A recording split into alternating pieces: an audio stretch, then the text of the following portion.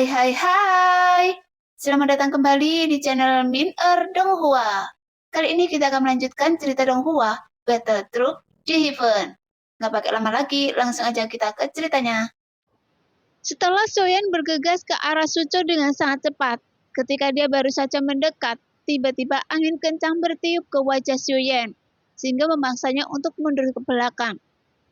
Segera setelah itu, energi pedang yang ganas menyerangnya satu demi satu. Namun dari awal hingga akhir, Suco tidak mengambil tindakan sama sekali, seolah-olah energi pedang ini muncul begitu saja. Saat ini, Soyan berbalik ke samping untuk menghindari serangan itu. Dan Suco yang berdiri di atas dewa kekosongan mencibir, karena jarak serangannya hanya beberapa puluh kaki dari Soyan. Ternyata Anda memiliki kecepatan seperti itu. Jika tidak, pedang saya pasti akan memotong Anda menjadi beberapa bagian. Suco tersenyum tipis sambil menatap Soyan dan berkata, sebagai pengikut Raja Hades, Anda memiliki tubuh dewa asli. Jadi Anda memang memiliki kualifikasi ini. Tetapi di bawah pedang saya, tubuh abadi manapun tidak berguna. Saat Soyan terus menghindari tebasan energi pedang, sosoknya telah mendekati Suco. Namun yang tidak diharapkan Soyan adalah Suco sebenarnya menganggapnya sebagai pengikut gadis kecil itu. Sehingga Soyan merasa sepertinya Sojueli lebih terkenal di kalangan sensi sekarang. Bagaimanapun Gu Zhongsheng telah lama terjatuh. Walaupun ada berita dia telah reinkarnasi, tampaknya bagi Taisu itu hanya rumor. Jadi Suco juga tidak akan bisa menebaknya. Meskipun apa yang dihadapi di hadapannya adalah reinkarnasi orang terkuat dalam sejarah sensi. Terlebih lagi, setelah Soyan menunjukkan kekuatan dewa aslinya, dia hanya akan berpikir bahwa Soyan adalah sisa dari anggota klan dewa asli. Sungguh, suara Soyan terdengar dingin, kemudian sebuah cahaya keemasan mengalir melalui tubuhnya. Namun, saat Soyan mendekat, semakin banyak energi pedang yang datang mengaum ke arahnya. Hanya kali ini, Soyan tidak menghindarinya lagi. Sebaliknya, dia membiarkan energi pedang itu menghantam ke tubuhnya, yang membuat pakaian tubuh Soyan meledak, sehingga memperlihatkan kulit tubuh Soyan yang ditutupi dengan cahaya keemasan. Dan terlihat tidak bisa dihancurkan. Bahkan saat energi pedang jatuh menghantam tubuh Soyan, suara tabrakan logam yang tajam muncul dari tabrakan tersebut, yang membuat cahaya kemasan memercik kemana-mana saat pedang tajamnya jatuh ke tubuh Soyan. Meskipun di bawah tebasan pedang itu meninggalkan bekas goresan emas, tapi itu menghilang dalam sekejap. Menarik, Anda benar-benar mampu memblokir pedang saya dengan tubuh fisik Anda, dan Anda memang memiliki kekuatan. Tapi ini hanya metode serangan biasa saja, dan bukanlah kekuatan pedang saya yang sebenarnya. Awalnya, pedang ini disiapkan untuk menghadapi Raja Hades kecil itu. Tapi karena Anda ingin mati, maka membunuh Anda tidak bisa dihindari. Jadi, saya akan membantu Anda.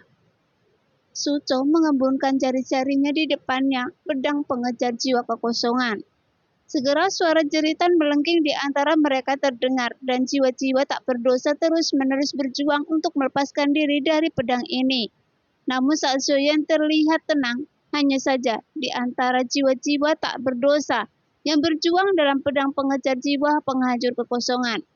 Soyan sepertinya melihat sosok yang dikenalnya, jadi tatapan Soyan sedikit berkonsentrasi untuk melihat dengan cermat, dan itu langsung membuat hati Soyan yang langsung tegang. Cie, Hansen. Meskipun kejadian itu sudah lama berlalu, namun nama ini tidak bisa dihapus dari pikiran Soyan. Bagaimanapun, ketika Zheng Xiaoyan mengubah identitasnya dan memasuki aliansi Dewa Pertarungan, Cie dan Hansen adalah orang pertama yang membantunya. Namun, karena aliansi Dewa Pertarungan terletak di hampaan Laut Yun Timur, jadi tidak menutup kemungkinan jika aliansi Dewa Pertarungan telah dihancurkan.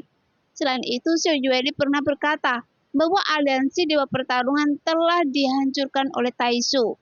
Jadi Soyan bisa membayangkannya.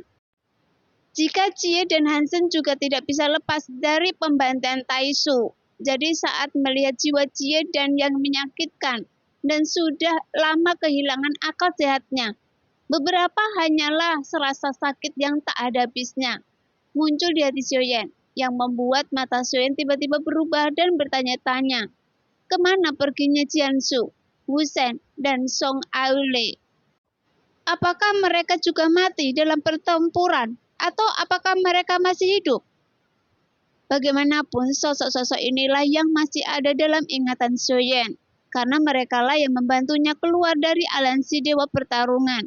Jika tidak, Xiaoyan tidak dapat melarikan diri tanpa bantuan mereka. Meskipun menurut mereka adalah tentara yang mati, bahkan hanya bidak catur untuk membantu pertumbuhan Xiaoyan. Tapi pada tahap tertentu, saat Xiaoyan keluar dari aliansi Dewa Pertarungan, meskipun keberadaan tentara mati tersebut tidak ada artinya. Adapun mereka hidup atau mati tidak penting. Tapi bagi Xiaoyan, meskipun mereka bukan teman dekat, tapi Jie dan Hansen telah meninggalkan kesan yang mendalam pada dirinya sendiri. Sedemikian rupa, sehingga ketika Xiaoyan melihat jiwa Hansen saat ini, ada beberapa perubahan suasana hati.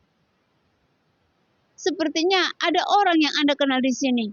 Jangan khawatir, ada banyak jiwa tak berdosa di pedang ini, dan Anda juga harus tahu bahwa ada juga yang masih terus dibudidayakan.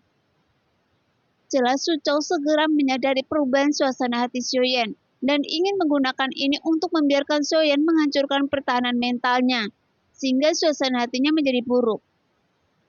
Benar, seharusnya ada jiwa yang saya kenal di pedang Anda, tapi itu tidak penting, karena Anda juga akan menjadi jiwa di panji penekan jiwa saya. Xiaoyan segera mendapatkan kemenangan. Bagaimanapun dia tahu bahwa orang di depannya bukanlah orang baik, dan dia juga tidak mudah untuk ditangani, bahkan lebih menindas jika dibandingkan Sulin sebelumnya. Meskipun Xiaoyan belum bertarung dengannya secara langsung, tapi pada dasarnya Xiaoyan bisa menebak jika kekuatan aturan orang ini haruslah ilmu pedang. Karena Xiaoyan dapat merasakan perasaan tajam terpancar dari tubuh orang ini. Namun, meskipun Xiaoyan merasakan kekuatan yang kuat dari orang ini, namun hal ini sama sekali tidak membuatnya takut. Sebaliknya, seluruh tubuhnya dipenuhi dengan niat membunuh yang lebih kuat. Oh, ternyata Anda sangat sombong, dan ini sangat menarik. Dan saya ingin melihat, apakah Anda bisa menahan di bawah kekuatan pedang saya? Setelah Su Chou selesai berbicara, dia mengangkat jarinya, dan pedang pengejar jiwa kekosongan di depannya dikelilingi oleh energi hitam. Sepertinya ada roh jahat yang menahannya. Kemudian dia tiba-tiba menebas ke arah Xiaoyan. Segera energi pedang yang menakjubkan tiba-tiba naik ke langit. Bahkan kekuatannya lebih dahsyat lagi, yang membuat ketiadaan pun bergetar dan terdengar suara ledakan di sekeliling. Pada saat yang sama, di antara alis Xiaoyan, tiba-tiba pilar Tianjun terbang keluar dengan lonjakan instan sebesar ibu jari. Kemudian tubuh fisik Xiaoyan juga melonjak dan berubah menjadi ribuan kaki dalam sekejap. Dingmo, tolong bantu saya bertarung lagi. Sambil berbicara, Xiaoyan mengeluarkan panji penekan jiwa, dan jiwa Dingmo langsung tenggelam ke dalam pilar Tianjun. Bagaimanapun dengan keberadaan Dingmo, meskipun pilar Tianjun hampir bisa menjadi senjata dewa yang merupakan harta karun tertinggi klan dewa asli. Tapi dengan Dingmo yang mengendalikannya, pilar Tianjun memiliki aura yang lebih kuat, menjadi senjata dewa.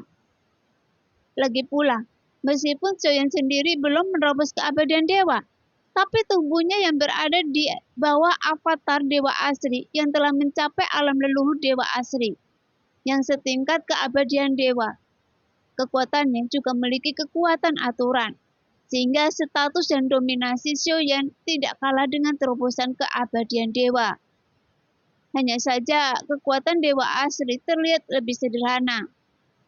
Jadi saat kekuatan Xiaoyan meningkat, kekuatan tubuh fisik dewa aslinya juga membuatnya semakin mengejutkan Su Chou. Dan Xiaoyan yang memegang pilar Tianjun, dia langsung menabrak energi pedang yang bersiul ke arahnya dengan keras. Tuar! Segera dampak ledakan yang sangat dahsyat menyebar sebelum menghilang. Namun tubuh Xiaoyan masih terus membesar saat dia memegang pilar yang seolah-olah mampu menopang langit dan bumi. Dia terus mengayunkan pukulan dengan sangat keras, yang membuat langit dan bumi berubah warna.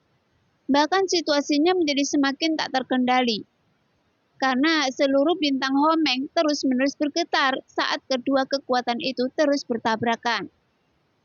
Bagaimanapun, serangan keduanya memiliki kekuatan untuk menghancurkan sebuah bintang. Saya hanya menggunakan satu pedang, tapi membuat Anda sangat kesulitan. Jadi tidak mungkin Anda bisa melawan pedang saya, kata Su Chou sambil memandangi raksasa yang menutupi langit dan matahari. Namun matanya masih penuh dengan tatapan menghina, karena baginya tidak peduli seberapa besar ukuran tubuh Xiaoyan, bukan berarti kekuatannya sangat kuat. Karena di bawah kekuatan pedangnya, dia bisa menghancurkan segalanya. Berisik! Suara berat Xiaoyan terdengar seperti guntur, kemudian tubuhnya terus membengkak hingga 10.000 kaki. Bagaimanapun dewa asli super raksasa adalah salah satu dari seluruh keluarga dewa asli. Itu adalah sebuah keberadaan yang sangat unik. Jadi begitu sosok dewa asli super raksasa muncul, kemampuannya tidak perlu diragukan lagi, karena tidak akan ada batasan atas ukuran tubuhnya. Saat tubuh Xiaoyan membengkak semakin besar, maka kekuatan bertarungnya juga menjadi lebih kuat. Dan Xiaoyan bahkan dapat menghancurkan sebuah bintang dengan satu pukulan. Nah, demikianlah cerita hari ini. Terima kasih yang sudah menonton video Min Earth sampai selesai.